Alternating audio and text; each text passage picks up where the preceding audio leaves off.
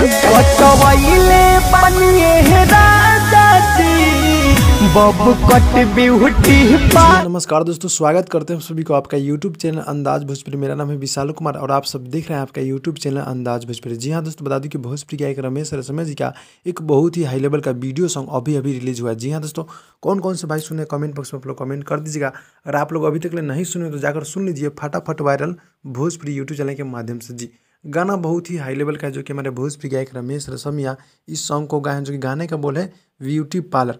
और finally video song अभी release कर दिया गया जो कि फटाफट वायरल भोजपुरी यूट्यूब चैनल के माध्यम से। जी हाँ दोस्तों, गाना बहुत ही हाई लेवल का। वीडियो सॉन्ग की बात किया जाए तो वीडियो सॉन्ग बहुत ही ज़बरदस्त का जी, जो कि हमारे गीत को लिखे हैं बड़े भैया नितेश ठाकुर जी और म्यूजिक है चमन सिंह जी। काफ़ी बवाल के म्यूजिक चमन सिंह जी देते रहते जी। और वीडियो सॉन्ग जिस तरह आप लोग धान रोपनी को प्यार दिए, जिस तरह धान रोपनी सॉन्ग को प्यार दिए, उसी तरह इस गाने को आप लोग प्यार दीजिए और सपोर्ट कीजिए और गाने को जाकर आप लोग सुनिए। जी हाँ दोस्तों, फटाफट वायरल भोजपुरी यूट्यूब चैनल के माध्यम से। तो दोस्तों, ये वीडियो कैसा लगा? अच्छा लगा तो लाइक कीजिएगा, चैनल अपने चैनल को सब्सक्राइब कीजिए। मिलते हैं अगली वीडियो में, तब तक के लिए धन्यवाद।